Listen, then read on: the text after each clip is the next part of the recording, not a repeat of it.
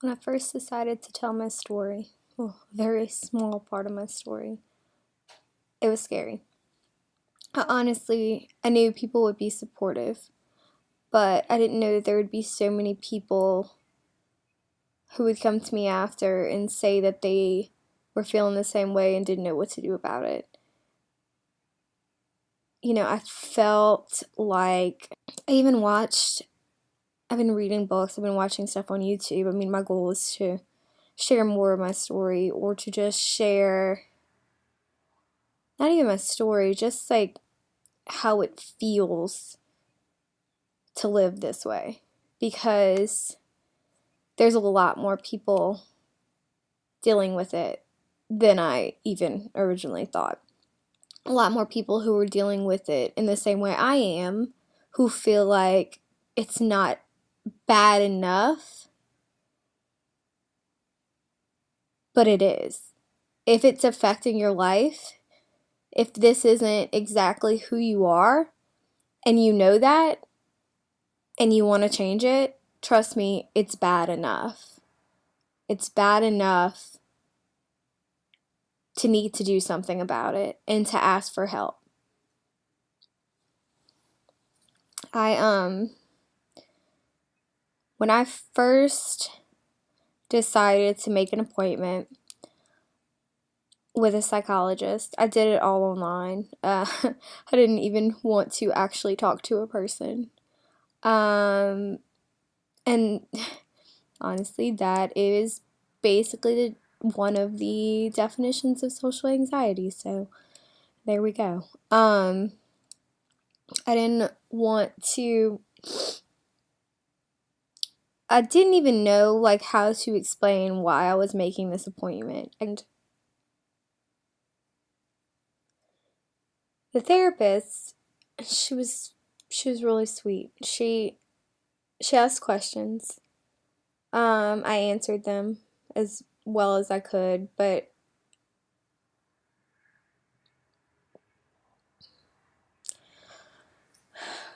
honestly, I didn't. I went there wondering, number one, what I was doing there, because, you know,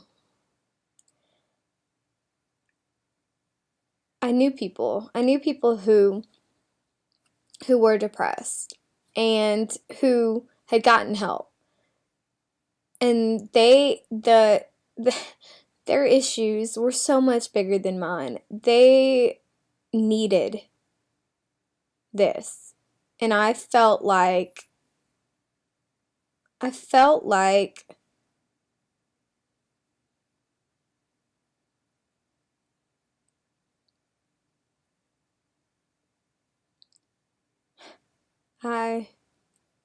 I don't know. I don't know how I felt. I felt like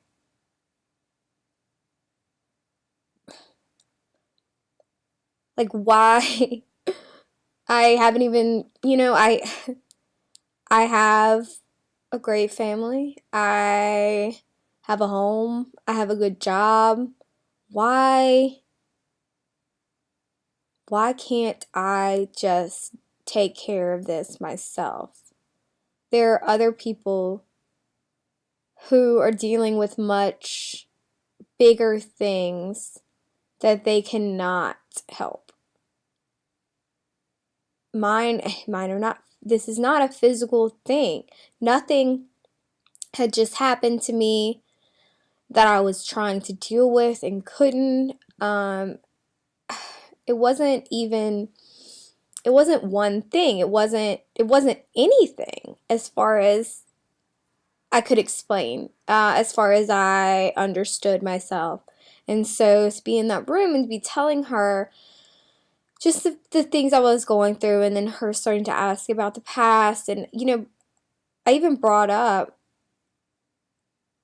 losing a really close friend of mine. And I realized that that wasn't like that, honestly, like I had dealt with that and accepted that in a very healthy way, that wasn't the root of this. And she even, I remember her asking, she asked, have you always kind of felt this way? I thought, or like she asked, when did you start feeling like this? And I was thinking about it, and, I started explaining, what happened when my friend died, and then she was like, well, have you ever felt anxious when you walked into a room full of people? Did you feel that way before all of this happened? I got to thinking and I realized that I have been feeling that way all my life, almost all my life. Like, have you ever walked into a room full of people and all of a sudden you didn't feel like you were really there? Like you were watching yourself in this room and it was loud and quiet at the same time. And she sort of explained to me that is that's social anxiety. That's where it started. It didn't start with some major loss. It didn't start with some major event in my life. It just was.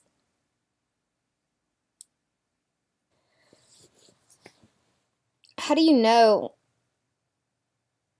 How do you know when a problem is a problem when it's just how you've always lived? It's just how things have always been.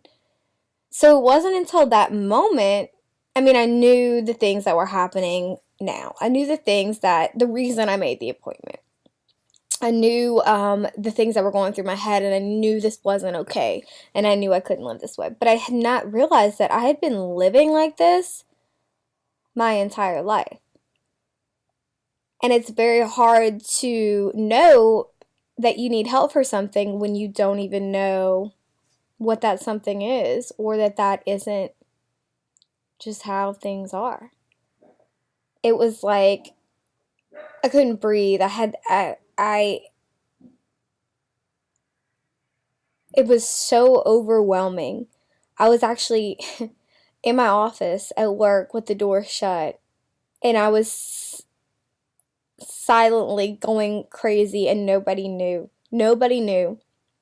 Right across the hall, I was going through something that I couldn't even understand and I couldn't control. And I remember walking, kind of pacing across my office and just like wanting so badly to be able to breathe and to just stop, just make it all stop. And I didn't know how to stop it, how to slow it down. And again, it was that feeling where everything was moving so fast and so slow at exactly the same time. And my mind was racing and my heart was pounding. And I was in my office. I was at my computer and I had work to do and I couldn't do it. And that's what I wrote. I wrote this on January 17th, 2017. Along this gravel road, you'll find teardrops etched in stone. Along this gravel road, you'll find a whole lot of holes, made even deeper by the rain, and you can't escape the pain. Along this gravel road. It just gets rougher the longer it's traveled, and this traveler is as tired as his tire tracks along the gravel road. Seems the present can't escape the past when you can only travel so fast along this gravel road. Dust and dirt, love and hurt, she felt it all along this gravel road. As the gravel moves and rattles, these old tires try to trample every heartache etched in stone along this gravel road. Yet all that's left is the same old path as it unfolds, leading her back down that old gravel road. And you can't heal a heart with stone, so she just keeps traveling alone along this broken and beaten gravel road.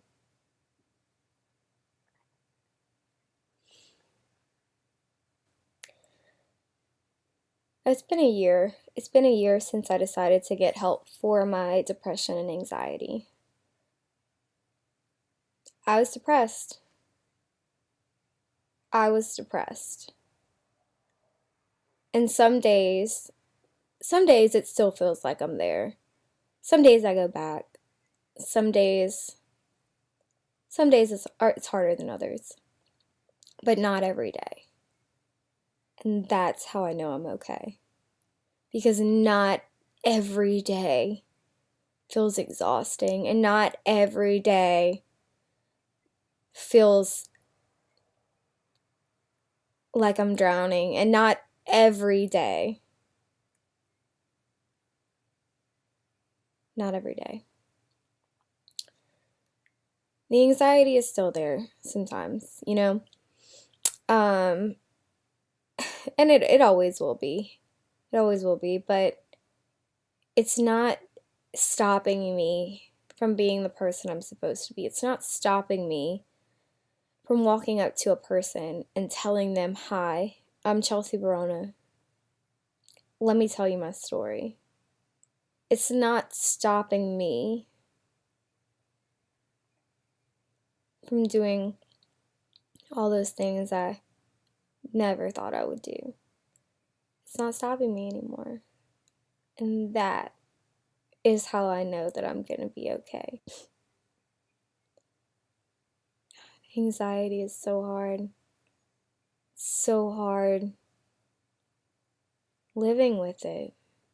Thinking this is just it.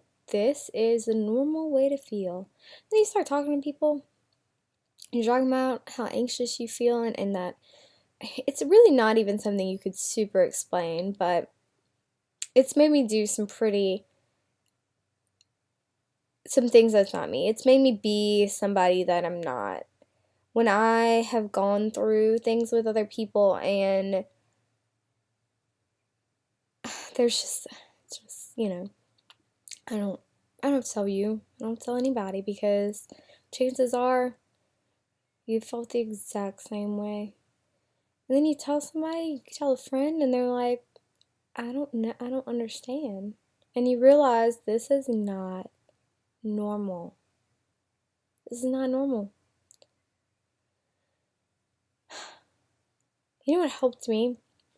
I think what helped me the most was that not only did I realize this is not normal, and I talked to people, but I also started doing more research on the why. Like, why is this happening to me? Why is this happening to anybody? And especially why is it happening to anyone else?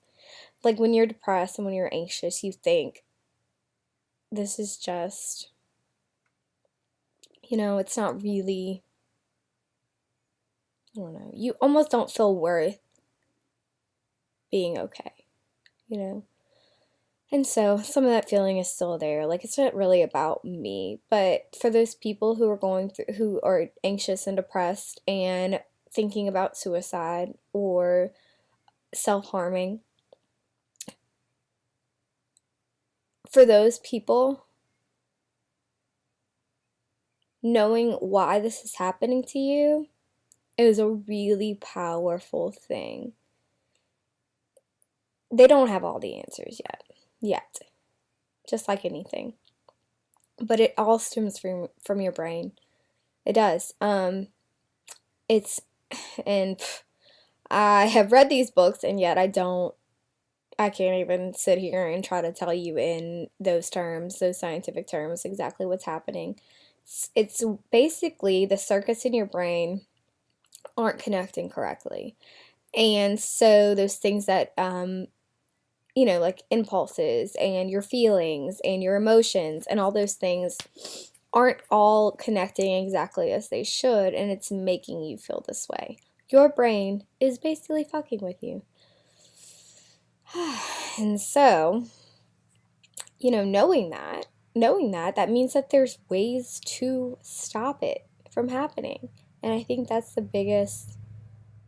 my biggest epiphany was that, because this is it's actually a physical thing, I can fix it, I can do something about this. Just like I can do something about the fact that my house is a mess, although I haven't yet, or that I'm hungry.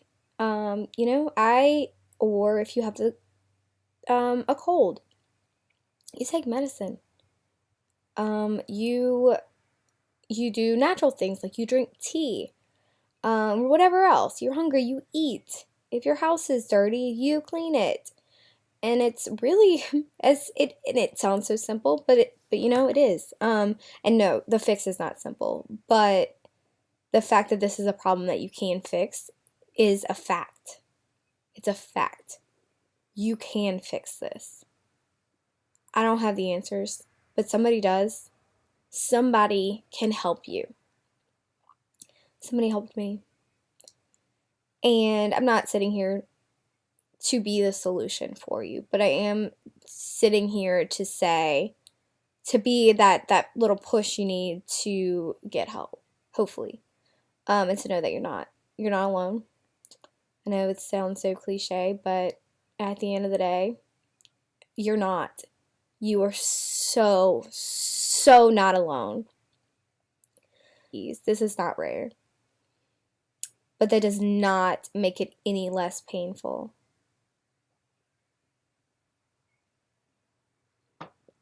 Just because you feel like your